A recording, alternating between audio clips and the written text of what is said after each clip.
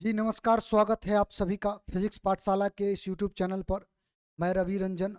और पिछले क्लास में हम लोगों ने इलेक्ट्रिक पोटेंशियल शुरू कर लिया था। आज जो है इलेक्ट्रिक पोटेंशियल पर हम लोग आगे की चर्चा जो भी है उसको उस पर हम लोग चर्चा करेंगे।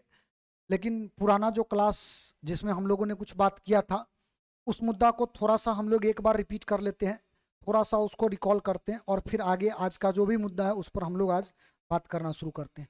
देखिए, पिछले क्लास में अगर आपको ध्यान हो, आज का वैसे जो मुद्दा है वो हेडिंग आपके सामने है, बना हुआ है। लेकिन पहले हम थोड़ा सा पिछला बात कर लेते। अगर आपको ध्यान हो तो सबसे पहले हम लोगों ने शुरुआत किया था इलेक्ट्रिक पोटेंशियल जैसे शब्दों से। इलेक्ट्रिक पोटेंशियल है क्या, और उसमें हमने आपको एक फार्मूला बताया था। इलेक्ट्रिक पोटेंशियल बराबर डब्ल्यू बट्टा क्यू होता है, या क्यू जीरो भी आप बोल सकते हो। टेस्ट चार्ज की बात कर रहे हैं, माने इनफाइनाइट से किसी टेस्ट चार्ज को अगर किसी दूसरे चार्ज के फील्ड में अगर आप लाते हो तो उस टेस्ट चार्ज को ढो करके लाने में जितना वर्क डन होता है उसी को हम लोग बोलते हैं क्या चीज, इलेक्ट्रिक पोटेंशियल। जो भी इलेक्ट्रिक पोटेंशियल का वैल्यू होगा वो इसी दो टर्मों से मिलकर के निकाला जाता है। तो हमने एक और इसके जस्ट बाद बताया था कि अगर मान लीजिए हमारे पास एक पॉइंट चार्ज है और इसका वैल्यू क्यू है, तो इस पॉइंट चार्ज से कुछ दूरी पर, जैसे कि आर दूरी हमने लिया था, और यहाँ पर अगर हम लोग पोटेंशियल निकालते हैं, विभव निकालते हैं, तो इसका फॉर्मूला आया था 1/4πε0 चार्ज और बट्टा में दोनों पॉइंट के बीच का दूरी। तो एक तो ये फार्मूला अपनाया था और एक ये फार्मूला था जो बेसिक बात था जिस पर हम लोगों ने चर्चा करना शुरू किया था। तो पिछले क्लास में कुछ इसी टाइप के मुद्दा पर हमने आपके बीच जो है बात रखा था, और हमें उम्मीद है कि ये सब चीज़ आप लोगों ने समझा होगा और इसको रिवाइज भी किया होगा। देखो, परीक्षा के पॉइंट ऑफ व्यू से अगर आप देखिए, और वैसे आगे जितना कुछ भी हम लोग पढ़ने वाले हैं उसके पॉइंट ऑफ व्यू से भी, तो तमाम टॉपिक के जो होते हैं ना, जो भी आप पोटेंशियल के बारे में पढ़ते हो, ये तमाम बातें जो है आपको ध्यान में इसलिए भी रहना चाहिए ताकि आगे का जो टॉपिक है वो सीखने में सुविधा हो। वैसे परीक्षा में भी इससे प्रश्न आते हैं और काफ़ी प्रश्न आते हैं, तो इसे इग्नोर तो परीक्षा के पॉइंट ऑफ व्यू से भी नहीं किया जा सकता है। लेकिन अगर आप इसको सीख जाते हो ढंग से तो इसका फायदा आपको ये मिलेगा कि आगे का जो टॉपिक है, जितने कुछ भी आप पढ़ोगे, वो सब का सब जो है ना ईजी हो जाएगा, आसान हो जाएगा समझने में, आपको ये काफ़ी हेल्प करेगा। तो हम लोगों ने इन मुद्दा पर बात किया था पिछले क्लास में, और एक आध दो क्वेश्चन भी हम लोगों ने किया था। तो ये सब फार्मूला तो हम लोगों ने डराइव किया था। आज वैसे हम लोगों को जो अभी शुरू करना है उसमें जो सबसे पहला टर्म है वो है कि विद्युत क्षेत्र और विद्युत विभव, ये दोनों के बीच में एक फार्मूला डिराइव करना है। माने इलेक्ट्रिक फील्ड जो होता है और इलेक्ट्रिक पोटेंशियल, ये दोनों एक दूसरे से हमेशा जुड़ा रहता है, ठीक ना। तो स्वाभाविक बात है, अगर ये दोनों एक दूसरे से जुड़ा हुआ है तो मैथमेटिकल रिलेशन भी दोनों के बीच में कुछ ना कुछ होगा, कोई ना कोई मैथमेटिकल फार्मूला होगा। तो हम लोग अभी जो है ना इन दोनों के बीच जो है एक मैथमेटिकल फार्मूला डिराइव करेंगे, और वही मैथमेटिकल डेरिवेशन के लिए हमने हेडिंग बनाया है विद्युत क्षेत्र तीव्रता तथा विद्युत विभव में संबंध। ये अपना हेडिंग है, और हम लोग अभी जो है इन फार्मूला को जो है अभी डिराइव करेंगे। देखो, इसको प्रूफ करने के लिए पहले आप करो क्या, माने दोनों के बीच में रिलेशन लाने के लिए पहले आप क्या करो कि एक कोई चार्ज लो। मान लेते हैं एक पॉइंट है ए, इस पॉइंट पर हमने एक चार्ज रखा है Q, plus Q minus Q जो चाहो वो आप रख सकते हो, निगेटिव पॉजिटिव कोई भी चार्ज रख सकते हो। मान लेते हैं इससे कुछ दूरी पर एक पॉइंट हम लेते हैं, यहां पर ये पॉइंट का नाम डाल देते हैं बी, और इस पॉइंट से ये जो बी पॉइंट है, इस बी पॉइंट से यहां पर मान लो एक टेस्ट चार्ज को आगे की ओर ले जाते हैं। अगर इस पॉइंट का नाम सी डाल दो तो स्वाभाविक बात है ये चार्ज को जब यहां तक लाओगे तो ये कुछ दूरी तय करेगा, और ये दूरी बहुत छोटा है। अगर मान लो ये पूरा का पूरा जो दूरी था ना, यहां से लेकर के यहां तक का जो दूरी था, उसको अगर आप आर मान लो, इसको अगर आर मान लो, तो सीधी सी बात है कि ये वाला दूरी जो होगा वो छोटा आर होगा, माने इसी के रेंज में छोटा आर, हम इस तरह से इसको मान लेंगे। अच्छा, अगर आप किसी टेस्ट चार्ज को बी पॉइंट से अगर सी पॉइंट पर लाते हो तो सीधी बात है टेस्ट चार्ज भी पॉजिटिव है, ये भी पॉजिटिव है, तो पॉजिटिव और पॉजिटिव के बीच में रिपल्सन फोर्स लगेगा। माने कहने का अर्थ ये हुआ कि फोर्स इधर लगेगा और इसका डिस्प्लेसमेंट आगे होगा, कि चार्ज का डिस्प्लेसमेंट आगे होगा। तो एक बात बताओ, सीधा तौर पे हम बोलते हैं कि इस बात को अगर यहां से यहां पर, अगर माने चार्ज को अगर यहां से यहां पर ले जाओगे तो सीधे तौर पे ये जो Q0 Q0 जो आवेश है, ये जो चार्ज है, ये पहले था जिस पोटेंशियल पर, और यहां पर जो आएगा तो दोनों का पोटेंशियल में कुछ अंतर होगा। कहोगे कैसे होगा? देखो, आप लोगों ने फॉर्मूला पढ़ा है, कोई माने चार्ज की वजह से जो पोटेंशियल का फॉर्मूला होता है वो होता है 1/4πε0, और ये होता है Q/r। माने ये जो पोटेंशियल है ना, ये डिस्टेंस का इन्वर्सली प्रोपोर्शनल है। माने अगर आप डिस्टेंस को घटाओगे तो पोटेंशियल का वैल्यू जो है वो बढ़ेगा। माने आर का वैल्यू अगर घटेगा तो पोटेंशियल का वैल्यू बढ़ेगा, और अगर आर का वैल्यू बढ़ेगा तो पोटेंशियल का वैल्यू घटेगा। सीधी सी बात है, इन्वर्सली प्रोपोर्शनल है तो यही घटना घटेगा। अच्छा, अब अगर देखो ए पॉइंट से बी वाला पॉइंट ज्यादा दूरी पर है, ए पॉइंट से सी वाला पॉइंट कम दूरी पर है, इसका मतलब सी पॉइंट का पोटेंशियल ज्यादा होगा और बी पॉइंट का पोटेंशियल कम होगा। माने इस डायग्राम से अगर देखोगे तो फ्रॉम फिगर, ठीक ना, चित्र के अनुसार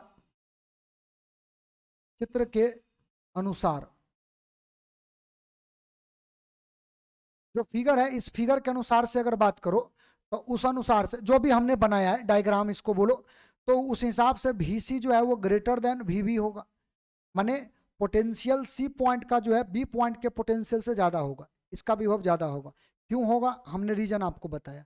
अच्छा, हम ऐसा मान सकते हैं कि बी पॉइंट का जो पोटेंशियल है ना, माने बी पॉइंट का जो पोटेंशियल है इसको अगर हम V मान लें तो स्वाभाविक बात है कि सी पॉइंट का पोटेंशियल जो होगा V और प्लस डेल्टा भी होगा, या छोटा रूप में डिफरेंशियल टर्म में चूंकि हम लोग बात लिख रहे हैं तो यहाँ पर डी भी होगा, डी भी बोल दो इसको, माने पोटेंशियल जो होगा इसके प्लस में डी भी कर दो। तो ये बात तो हम लोग डायग्राम से बता सकते हैं। तो बी पॉइंट और सी पॉइंट दोनों का पोटेंशियल हम लोगों ने निकाल लिया। बी पॉइंट का हम लोगों ने भी माना तो सी पॉइंट पर थोड़ा सा ज्यादा होगा, तो ज्यादा होगा तो जो पहले था उसमें से क्या करेंगे, डीवी को थोड़ा सा ऐड कर लेंगे, और जो ऐड करेंगे वही हमारा क्या होगा, सी पॉइंट का जो होगा वो पोटेंशियल होगा टोटल, ठीक ना। तो ये तो एक बात रहा कि ऐसा है कि हम लोग पोटेंशियल इस तरह से निकाल सकते हैं। अच्छा, अब हमारा अगला पॉइंट है, देखो अगर आप चार्ज को, कोई भी चार्ज हो, Q0 चार्ज है, Q0 को B से अगर C तक लाते हो तब B से C तक लाने में कुछ ना कुछ तो वर्क डन करना पड़ेगा, कुछ ना कुछ तो आपको काम करना पड़ेगा, ऐसे तो यहाँ पर ये संभव है नहीं। तो हम ऐसा करते हैं कि जब यहाँ से यहाँ तक लाएंगे, चूंकि डिस्टेंस छोटा है तो वर्क डन भी छोटा होगा, ठीक ना। तो हम यहाँ पर ये बात लिख लेंगे, work done to carry Q0 charge. Q0 charge आप समझ जाओगे, Q0 का मतलब यहां पर टेस्ट चार्ज है, ठीक ना। Q0 आवेश को होने में किया गया कार्य, ठीक ना। तो जो किया गया कार्य होगा उसका अगर फॉर्मूला लिखो तो स्वाभाविक बात है कि छोटा सा कार्य होगा, और आपने जो 11th में फॉर्मूला पढ़ा था वही फॉर्मूला यहाँ लगा दो। क्योंकि इसका डिस्टेंस हम लोगों ने dr लिया है तो dr ले लो, और यहाँ पर cos थीटा। देखो हम आपको पहले भी बताए हैं कि इसके ऊपर ये वाला जो चार्ज है ना, ये फोर्स लगाएगा अपोजिट डायरेक्शन में इधर की ओर, और एक्चुअली में ये चल रहा है इधर, यानी डिस्प्लेसमेंट हो रहा है इधर, तो दोनों के बीच का जो एंगल होगा वो 180 डिग्री होगा। तो अगर आप यहाँ से dw का मान निकालना चाहोगे तो यहाँ से dr और इसका वैल्यू जो है ना, यहाँ से आप 180 डिग्री ले लो। तो जैसे ही इसका वैल्यू 180 डिग्री लोगे तो dw का जो वैल्यू आएगा ये हो जाएगा -f इंटू dr, क्योंकि 180 का मान जो होता है वो -1 होता है। इसको आप मान लो इक्वेशन नंबर 1, ये जो हमारा बनेगा ये हमारा इक्वेशन नंबर 1 बन जाएगा। हमारा वर्क डन का ये फार्मूला आएगा, और कैसे आएगा, क्यों आएगा, ये सारा बात हमने आपको बता दिया डिटेल में। अच्छा, हमको बेसिकली इलेक्ट्रिक फील्ड और पोटेंशियल के बीच का हमको रिलेशन चाहिए, ठीक ना। इलेक्ट्रिक फील्ड और इलेक्ट्रिक पोटेंशियल, इनके बीच का हमें रिलेशन चाहिए। देखो तो हम करेंगे क्या, हमको करना यह है कि जब आप इस चार्ज को यहां से यहां तक लाए हो तो हमारा वर्क डन आ गया, हमें जो है ना पोटेंशियल का वैल्यू पता है कि बी पर कितना है और सी पर कितना है, ठीक ना। तो स्वाभाविक बात है, चार्ज भी हमको मालूम ही है, Q0 चार्ज है, तो इसको लेकर के हम लोग निकालेंगे electric potential, electric potential, potential difference, difference between point C and B, B और सी और बी पॉइंट के बीच का, सी और बी बिंदु, सी और बी बिंदु के बीच, ठीक ना, के बीच विभवांतर, विभवांतर, इसका हमको लिखना है फॉर्मूला। अरे बड़ा सिंपल है फॉर्मूला, भी बराबर आपने पढ़ा है W/Q। तो बताओ अगर हम ये बोले कि हायर पोटेंशियल में से लोअर को घटा दो, यानी सी में से आप क्या करो, बी को घटा दो, तो जो वर्क डन आएगा तो वर्क डन छोटा सा और बट्टा Q0, जो भी आया उसको उठा के रख दो। हम ये फॉर्मूला रख दिए, सिंपल, चूंकि हम लोग ये फॉर्मूला पढ़े हैं, V बराबर W/Q है। अगर ये पोटेंशियल डिफरेंस है तो हायर और हायर में से लोअर को घटा देंगे, जो वर्क डन आएगा, वर्क डन चूंकि छोटा होगा, छोटा डिस्टेंस के लिए, तो हम इसके आगे D लगा दिए, ये हमारा क्या हो गया, फॉर्मूला हो गया। अच्छा, ये DW का वैल्यू यहाँ पर हम लोग निकाल चुके हैं, अगर हम चाहे ना तो E वाला वैल्यू उठा करके यहाँ पे रख सकते हैं, ठीक है, और इसको मान लेंगे इक्वेशन नंबर 2, लेकिन साथ में VB और VC का भी मान हम लोग वहां पर रख सकते हैं। तो एक काम करते हैं ना, हम पेज को आगे बढ़ा लेते हैं और इस चीज को यहां पर जो है ना हम लोग थोड़ा सा पहले देख लेते हैं, रुक जाओ थोड़ा सा आगे बढ़ जाए हम पहले। देखो हम लोग क्या करेंगे, फ्रॉम, वो चीजें फिर से आपको हम नोट करवा देंगे, परेशान मत होना। फ्रॉम इक्वेशन 1 एंड 2, समीकरण 1 और 2 को अगर देखो तो VC का मान आपका था V प्लस DV, ठीक ना, ये आया था VC का मान, और B का मान था V बराबर, आगे DW का मान था -F इंटू DR और डिवाइड बाय, उसके बाद है नीचे Q0। अगर आप गौर करोगे तो ये V और ये V जो है कट जाएगा, क्योंकि एगो माइनस है एगो प्लस है, तो यहां से बचेगा DV बराबर माइनस F/Q0 बराबर इलेक्ट्रिक फील्ड का फॉर्मूला होता है। अगर आपको ध्यान हो तो इसका फॉर्मूला हमने बताया है, कि इलेक्ट्रिक फील्ड बराबर जो होता है वो फोर्स अपॉन टेस्ट चार्ज होता है।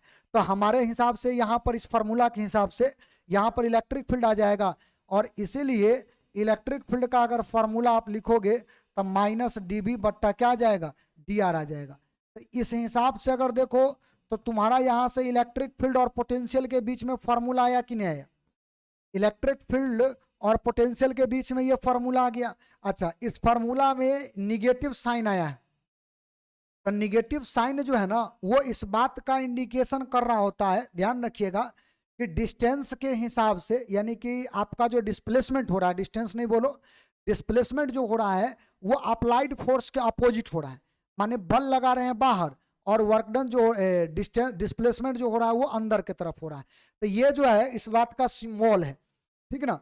और हमारा इलेक्ट्रिक फील्ड और पोटेंशियल के बीच में ये फॉर्मूला आएगा। देखो एक क्वेश्चन आपसे पूछा जा चुका है, वो क्वेश्चन ये है कि अगर मान लीजिए हमारे पास एक मेटल का स्फीयर है, ठीक ना, मेटल का स्फीयर है, ये धातु का गोला है, और धातु के गोला पर अगर मान लो 10 माइक्रोकूलम का हमने चार्ज दिया है, ठीक ना, और 10 माइक्रोकूलम का चार्ज दिया है, तो बताइए इसके अंदर का जो पॉइंट होगा उस पॉइंट पर पोटेंशियल क्या होगा। अगर इसका रेडियस भी मान लो कुछ दे दिया, लेट अस सपोज इसका तुमको जो है रेडियस जो है मान लो यहाँ पर जो है 2 सेंटीमीटर दे दिया, और अब आपसे पूछेगा कि इसके अंदर का पोटेंशियल कितना होगा। देखो गोला है तो गोला के अंदर कोई भी पॉइंट ले लो, जैसे कि मान लो हम यहाँ पर ये पॉइंट लिए और 1 सेंटीमीटर पर पूछ दिए कि बताइए पोटेंशियल क्या होगा। चार्ज इस पूरे गोला पर है, ध्यान रखना, चार्ज जो है इस पूरे गोला पर है, और अब हमसे पूछ दिया कि बताइए इसका पोटेंशियल क्या होगा। तो इसका पोटेंशियल अगर वो पॉइंट चार्ज वाला फार्मूला लगाओगे ना तो वो गलत हो जाएगा। डायरेक्ट अगर वो वाला फार्मूला अगर ऐसे लगाते हो, वैसे उसी टाइप का फार्मूला तो वही लगेगा, क्योंकि रेडियस जो है ना वो रेडियस आप आर ले चुके हो, और ये पूरा गोला का जो सरफेस पर जो पोटेंशियल होगा वही पोटेंशियल अंदर होता है, तो पूरा गोला को तो पॉइंट मान ही सकते हैं ना। लेकिन डायरेक्ट इस बात को समझ लो कि गोला के अंदर इलेक्ट्रिक फील्ड का मान होता है 0। तो इसके 1 सेंटीमीटर पर जाओ चाहे 1.5 सेंटीमीटर पर जाओ, इसके अंदर में किसी भी पॉइंट पे जाओ, पोटेंशियल का मान वही होगा जो सरफेस पर होगा। क्यों होगा? तो उसका रीजन है ये फार्मूला। ये फार्मूला हमें बताता है इलेक्ट्रिक फील्ड बराबर माइनस dB बट्टा dr। अगर कहीं पर इलेक्ट्रिक फील्ड हो गया 0 तो dB बट्टा dr का मान होगा 0। और आपको अगर पता हो तो किसका डिफरेंशिएशन 0 होता है? ये जो टर्म है हमेशा कांस्टेंट रहे तब ना डिफरेंशिएशन 0 होगा। तो कांस्टेंट रहेगा। आप एक बात बताओ, किसी भी गोला के अंदर अगर जाओ तो उसका तो इलेक्ट्रिक फील्ड 0 होवे करता है, तो अंदर जाओगे ना तो अंदर पोटेंशियल 0 नहीं होता, कांस्टेंट होता है।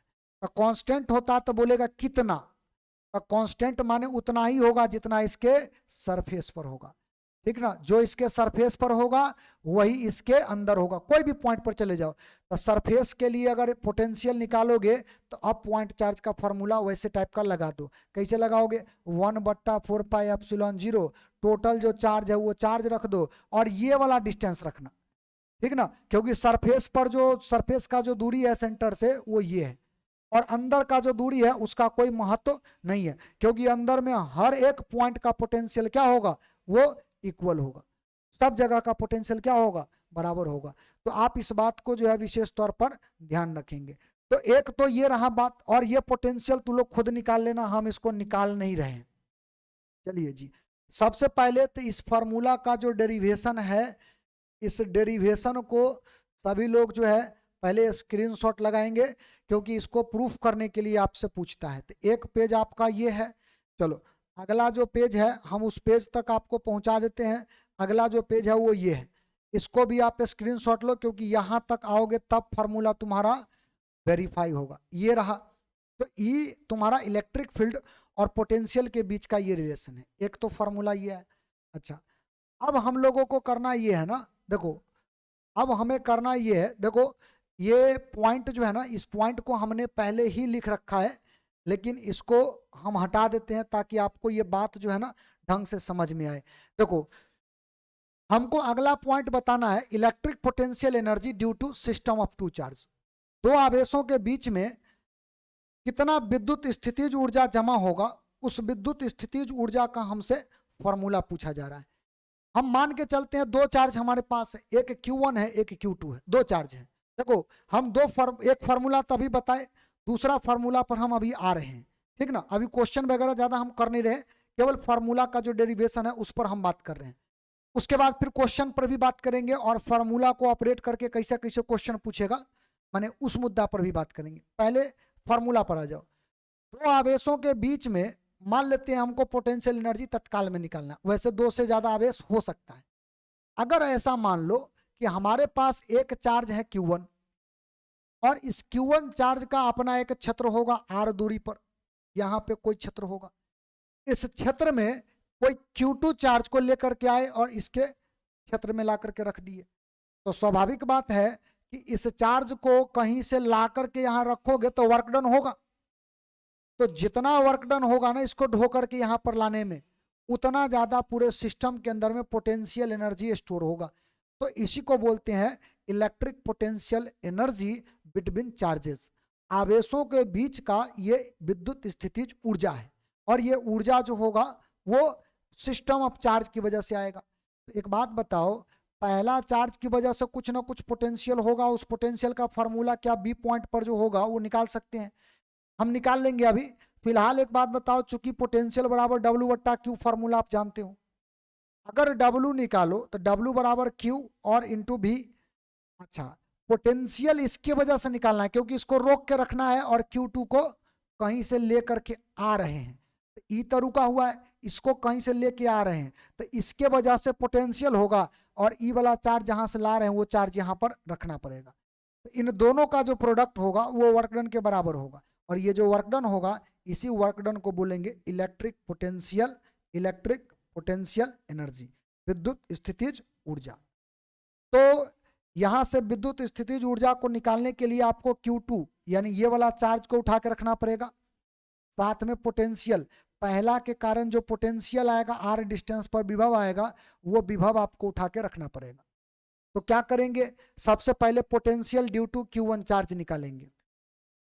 पहला जो आवेश है उस आवेश के कारण जो विभव का मान आएगा ना, उस विभव का मान पहले निकालेंगे। और निकालने का फॉर्मूला एकदम सिंपल है, वही पॉइंट चार्ज वाला। तो फॉर्मूला लगाओ 1/4πε0 और यहाँ पर क्या लगाओगे, यहाँ पर लगाओगे Q और बट्टा में R। वैसे Q1 से B पॉइंट का दूरी R ही है तो इसका तो R रहेगा, लेकिन चार्ज का वैल्यू जो है Q1 है तो यहाँ पे 1 लगा दो, इसका मतलब पहला के कारण पोटेंशियल आ गया। इस पॉइंट को हम लोग नाम दे देते हैं, इस इक्वेशन को इक्वेशन नंबर 2। अब करना यह है कि V1 का मान उठा करके V2 पर रख देना है। तो जैसे ही V1 पे रख देना है, इसका मान उठा करके इक्वेशन 1 में रख देना है। तो जैसे ही रख दोगे ना तो वर्क डन निकल जाएगा और वही वर्क डन क्या होगा, पोटेंशियल एनर्जी। तो दो आवेशों के बीच का potential energy, electric potential energy निकल जाएगा इससे। तो हम यहाँ पर करेंगे क्या, लिखेंगे फ्रॉम इक्वेशन 1 and 2, समीकरण 1 और 2 से। तो समीकरण 1 और 2 से W बराबर Q2 के जगह पर ये वाला आवेश रखोगे Q2 इंटू V1 के जगह पर ये वाला वैल्यू रखोगे, यहाँ से रख दो 1/4πε0, इसके जगह पे Q1 और बट्टा R। थोड़ा अरेंज कर लेते हैं तो हमारा यही जो फॉर्मूला है ये U बन जाएगा। U का मतलब इलेक्ट्रिक पोटेंशियल एनर्जी, ये सिंबॉलिक तौर पे ऐसे लिखते हैं। तो यहाँ से हमारा फॉर्मूला क्या बनेगा, यहाँ से हमारा फॉर्मूला बनेगा 1/4πε0 Q1 इंटू Q2 बट्टा R। ये जो है ना इलेक्ट्रिक पोटेंशियल एनर्जी का फॉर्मूला हो गया दो आवेशों के बीच। लेकिन अगर दो से अधिक आवेश हो, दो से अधिक अगर चार्ज हो, तब क्या करेंगे, तब कैसे हम लोग विद्युत स्थितिज ऊर्जा का फॉर्मूला निकालेंगे। तो उसका भी तरीका हम सिखा रहे हैं, लेकिन पहले आप इस फॉर्मूला को पहले जो है ना इसको आप अपने कॉपी में शामिल करो, इसका आप अपना नोट्स बनाओ, स्क्रीनशॉट लो। चलो आगे बढ़ जाते हैं। अगर मान लो हमारे सामने जो है ना एक से अधिक, अगर मान लो हमें दिया रहे, एक से अधिक मान लो हमारे पास जो है ना चार्ज है और हमसे बोले कि बताइए इसका पोटेंशियल एनर्जी का फॉर्मूला क्या होगा। तो यहाँ पर हेडिंग पहले बना लेते हैं, electric potential energy due to system of charges. ठीक ना, माने आवेशों के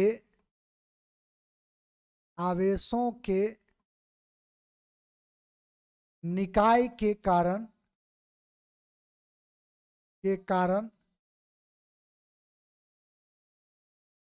विद्युत स्थितिज ऊर्जा।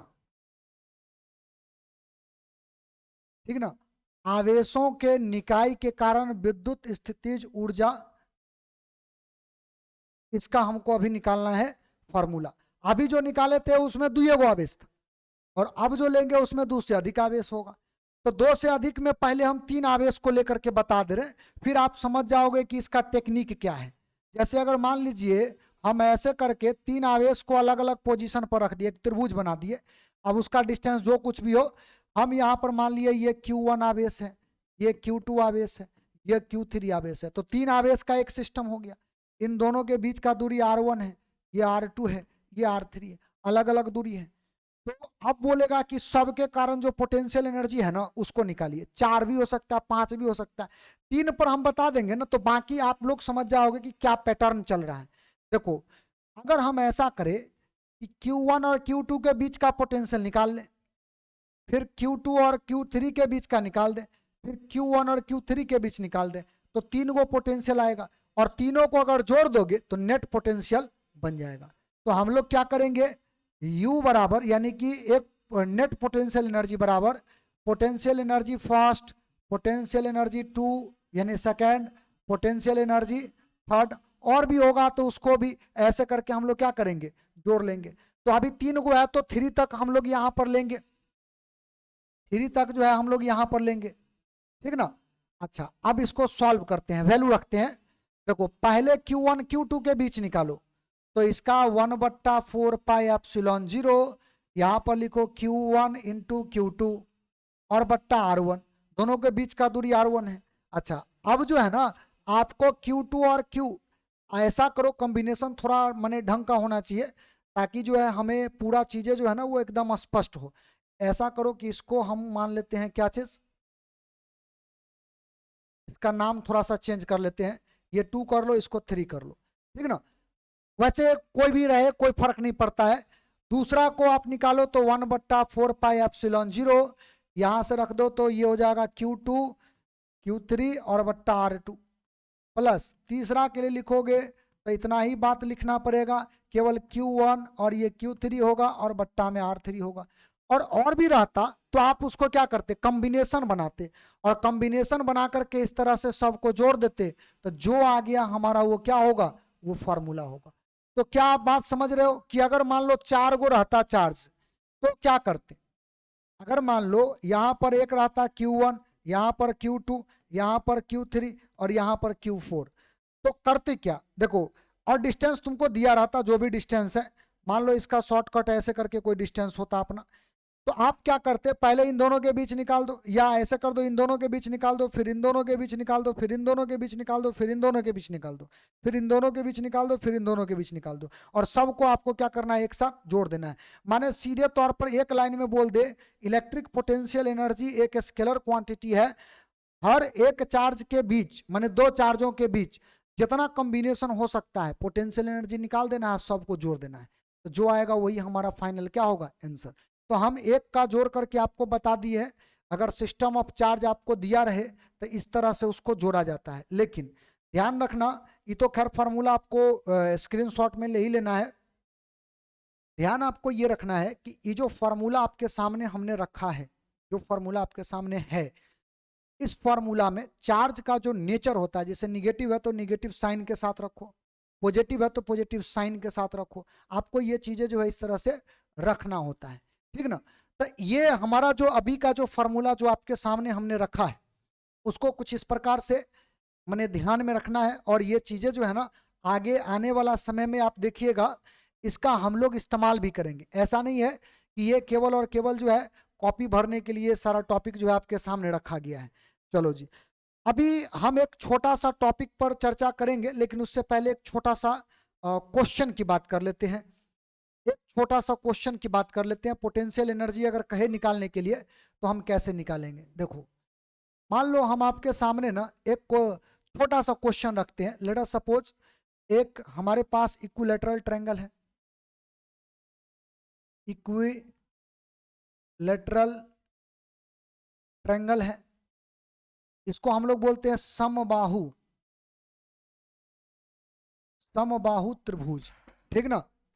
तो समबाहु त्रिभुज है, और हमें समबाहु त्रिभुज के बारे में जो है मालूम है कि सब भुजा इसका बराबर होता है। मान लो इसका दे दिया है भुजा 1 सेंटीमीटर, तो स्वाभाविक बात है कि सब का सब जो होगा 1 सेंटीमीटर होगा। इस पर चार्ज 1 माइक्रोकुलम दिया, दूसरा वर्टेक्स पर 2 माइक्रोकुलम दिया, तीसरा वर्टेक्स पर 3 माइक्रोकुलम दिया, तो 3 तरह का चार्ज है जो सभी वर्टेक्स पर दे रखा है, और हमसे पूछेगा find electric potential energy of system of charges, ठीक ना। आवेशों के आवेशों के निकाय के कारण विद्युत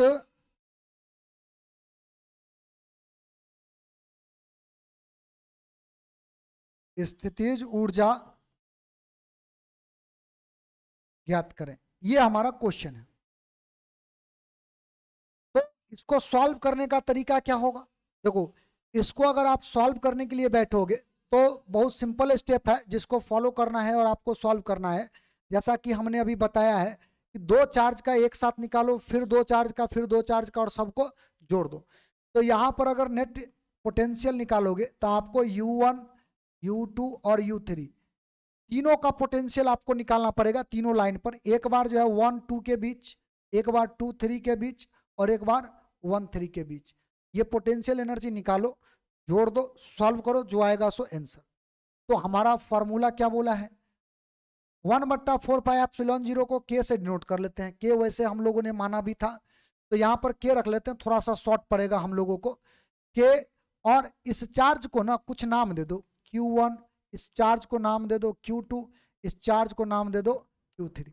तो फार्मूला अगर आप लिखोगे तो यहाँ पर सबसे पहले होगा Q1 इंटू Q2 और बट्टा डिस्टेंस, मान लो R, क्योंकि सबका वैल्यू जो है वो कांस्टेंट है, ठीक है।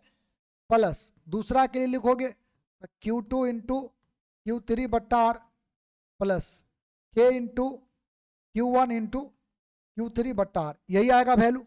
अच्छा, अब अगर हम ऐसा करें कि सबका जो डिस्टेंस है वो तो कांस्टेंट है, K भी कांस्टेंट है, तो हम यहाँ से K और बट्टा R को कॉमन कर लें। माने जो फॉर्मूला है उसके हिसाब से हम बात करें, Q1 into Q2 plus Q2 into Q3 plus Q1 into Q3। अब सब वैल्यू को उठा करके रख दो, डायरेक्ट सॉल्व हो जाएगा। K का वैल्यू होता है 9 इंटू 10⁻⁹। डिस्टेंस जो है वो आपको 1 सेंटीमीटर दे रखा है, तो 1 सेंटीमीटर का मतलब 1 गुने 10⁻⁻2 मीटर। अब Q1 का मान देखो तो 1 माइक्रो, तो माइक्रो का मतलब 10⁻⁻6 इंटू दूसरा का है 2 माइक्रो, तो इसका 2 इंटू 10⁻⁻6 ऐसा लिखोगे। चलिए, एक तो ये आपका आया। दूसरा टर्म लिखोगे तो Q2 का मान जो है 2 इंटू 10⁻⁻6 लिखो, ठीक ना। फिर उसके बाद आपका जो Q3 है उसका वैल्यू 3 इंटू 10⁻⁻6 लिखो, प्लस लिखो। फिर उसके बाद तीसरा टर्म में जाओगे तो 1 इंटू 10⁻⁻6 लिखो, इंटू 3 का मान जब लिखोगे तो इसका हो जाएगा 3 इंटू 10⁻⁻6। अब केवल आपको ये सब चीज को ऐड करना है। देखो इसमें क्या है ना कि सब टर्म में देखो 10⁻⁻12 10⁻⁻12 10⁻⁻12 बनेगा, लेकिन इसके आगे 2 है, इसके आगे 6 होगा, इसके आगे 3 होगा। तो 6 3 3 दूना 6, तो 6 3 9 और 9 2 कितना होगा 9, क्योंकि 10⁻⁻12 जो होगा कॉमन हो जाएगा, तो ये 2 है, ये 6 बनेगा और ये 3 रहेगा, क्योंकि 3 गुने 1 3 होगा। तो 3 और 6 9, 9 2 11, यानी कुल मिलाकर के U का मान अगर लिखोगे तो 9 गुने 10⁻9 तो रहेगा ही, और बट्टा 10⁻−2 तत्काल में रखते हैं, और ये 10⁻−12 और गुने ये हो जाएगा आपका 11। अब इसी को जोड़ घटाओ गुना भाग जो भी है उसको करना है, तो हमारा इसका जो है फाइनल सॉल्यूशन आ जाएगा। तो इसको अगर सॉल्व करो, एक काम करते यहीं पर सॉल्व कर देते, इसको उठा के ऊपर फेंको, तो ये जैसे ही ऊपर जाएगा तो 9 2 11 ही बनेगा। तो 10⁻11 प्लस में 10⁻−12 पहले से है, तो इसका मतलब दोनों को सॉल्व करोगे, जीरो वाला जितना भी है सॉल्व करोगे तो 10 के पावर कितना आएगा -1, और ये 11 नमा 99, और 99 गुने 10⁻−1, तो 10⁻−1 का मतलब 1/10, तो 99/10 यानी कितना आएगा, इसका वैल्यू आएगा 9.9। और चूंकि ये एनर्जी का है तो एनर्जी का फॉर्मूला है, तो इसको हम लोग जूल में मेजर करेंगे, यही हमारा क्या होगा टोटल वैल्यू होगा। एक बार कैलकुलेशन आप लोग चेक कर लेना, हमने जो चेक किया है उस हिसाब से हमारा जो वैल्यू आएगा वो यही वैल्यू आएगा, ठीक ना। वैसे ये जिम्मेवारी आपके लिए भी रहेगा कि इस टाइप का जो प्रश्न होगा जहां जहां आपको मिले देखने को, उन प्रश्नों को एक एक करके आप सॉल्व करिए, सॉल्व हो जाएगा आपसे। और आज का जो बात है उस पर हम ज्यादा डिस्कशन नहीं करेंगे, आज का क्लास जो है बहुत छोटा रखेंगे, ठीक ना। ये 2 मुद्दा है, इस 2 मुद्दा को थोड़ा सा आप लोग एक बार रिपीट कर लेना, आगे का जो बात होगा वो इससे जुड़ा हुआ होगा, और इस पर कुछ क्वेश्चन वगैरह भी हम लोग करेंगे। इसीलिए आज का जितना बात बताएं उतना ही ज्यादा हम लोगों को, माने एक बार में चीजें को नहीं सीखना है, जितना बात बताएं कम से कम उतना बात आप समझ करके एक बार बढ़िया से फिर से रिवीजन वगैरह करके तैयार रहना, ताकि अगले क्लास का जो चर्चा होगा उसमें आपको थोड़ा ज़्यादा माने समझ में आवे, और या ये कह दो कि वो चीज़ें आपको ज़्यादा आसान लगे। ठीक ना। तो आज का छोटा क्लास है, इसको हम यहीं पर समाप्त करते हैं। शेष बातें जो है वो अगले क्लास में हम लोग करेंगे।